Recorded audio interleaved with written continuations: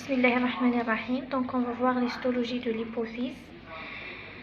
Donc on a deux parties dans l'hypophyse, donc l'adénohypophyse et la neurohypophyse. Donc l'adénohypophyse, elle contient trois éléments. Elle contient le lobe tubéral, donc c'est une partie de l'adénohypophyse, d'accord. Donc la lobe antérieure, bien sûr, et la lobe intermédiaire. Donc si on est dans une question, la lobe tubérale est une partie de quelle entité? Donc c'est une partie de l'adénohypophyse. Alors que la neurohypophyse, donc c'est l'éminence donc médiane, c'est une partie de la neurohypophyse. Donc voilà l'éminence médiane. La tige infundibulaire, donc voilà. La tige infundibulaire également, c'est une partie de la neurohypophyse, d'accord. Et le lobe postérieur. Donc ces lobes constituent l'hypophyse.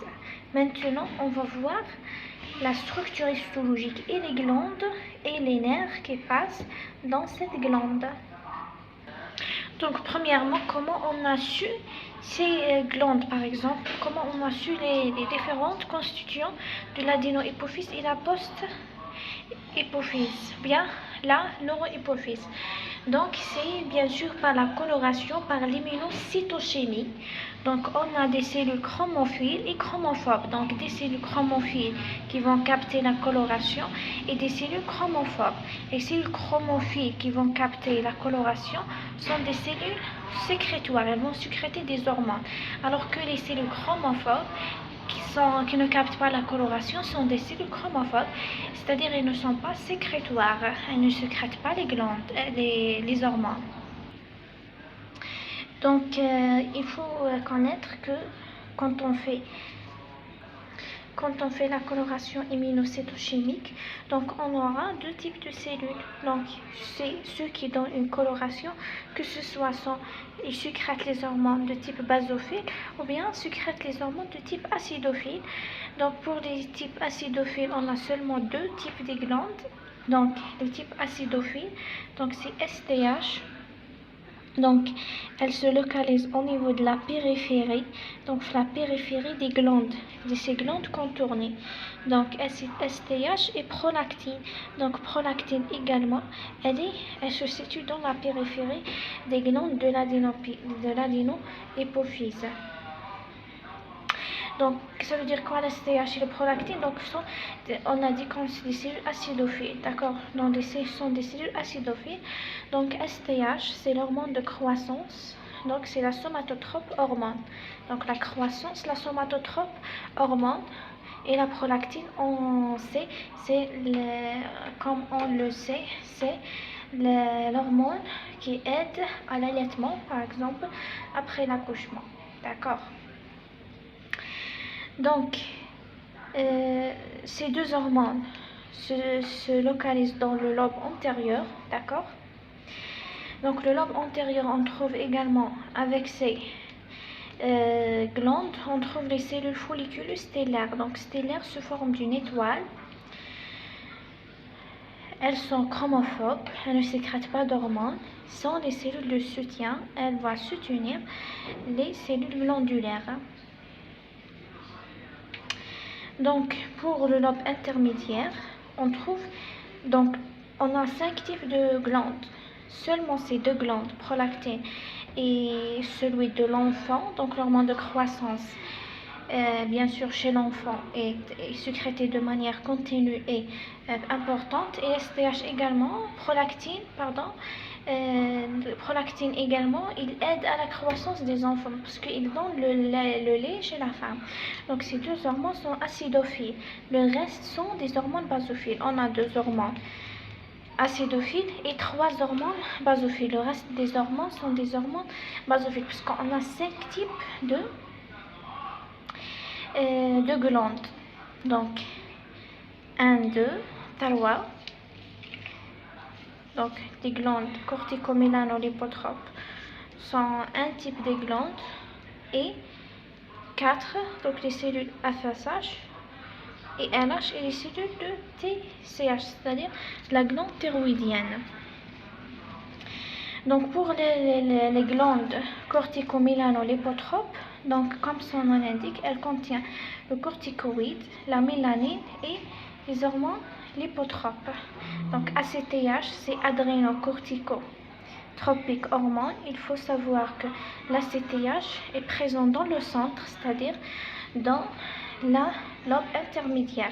Donc, est présent dans le lobe intermédiaire. Il est dans le lobe intermédiaire. Donc, c'est adrénocorticotropique hormone. Et LPH, c'est l'hormone lipotrope. Et donc, bêta-amassage, c'est mélano. Amassage, c'est mélano stimulating hormone. Pourquoi elles sont sous le même type des glandes? Parce que après, chez l'adulte, on a la disparition des adrénocortico-hormones et hormones mélanotropes. Et donc, les cellules lipotropes vont être les plus importantes, c'est-à-dire on a la transformation de l'ensemble de cette glande en cellules lipotropes. Donc, on va perdre les caractères de ces deux types cellulaires.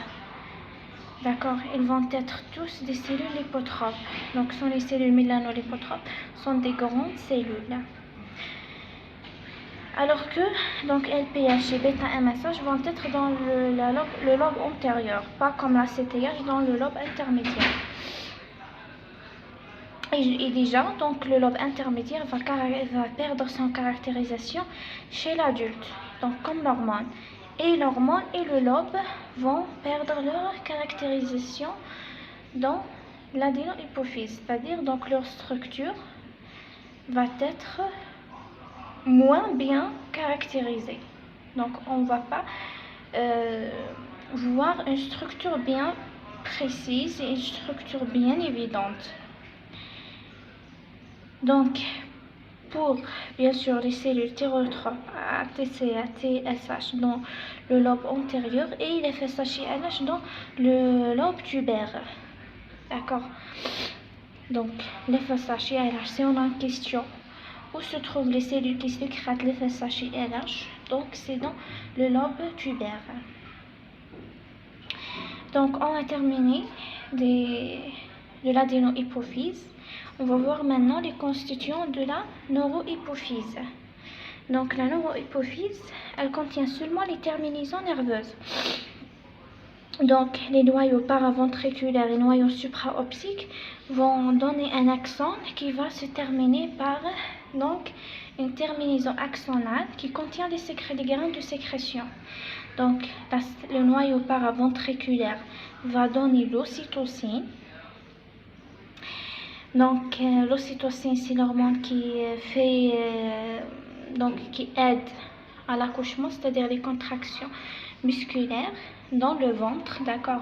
Donc les contractions de ventre pendant l'accouchement, c'est-à-dire elles sont les cellules paraventriculaires. Donc et les cellules supraoptiques, donc c'est la vasopressine ou bien il appelle aussi, donc elle va sécréter la vasopressine qui est appelée donc l'ADH, c'est l'ADH, c'est l'antidiurétique hormone. Donc pour les cellules de soutien, donc sont les cellules qui vont protéger les axones des cellules nerveuses. Donc on a 4 types de cellules. Donc on a les tonécytes donc l'éminence médiane. Donc les tonécytes sont des petites cellules, dans l'éminence médiane qui vont protéger et sont des cellules de soutien pour les axones des nerfs optiques et paraventriculaires. Donc les astrocytes également, et des pituicytes, donc c'est astropituits, les pituits donc sont des petites cellules de soutien qui ont des prolongements fibreuses pour protéger les terminaisons axonales et Donc, un autre type, c'est les névrogliales. Donc, les névros, les névros sont les cellules gliales, ou bien on les appelle les cellules névrogliques.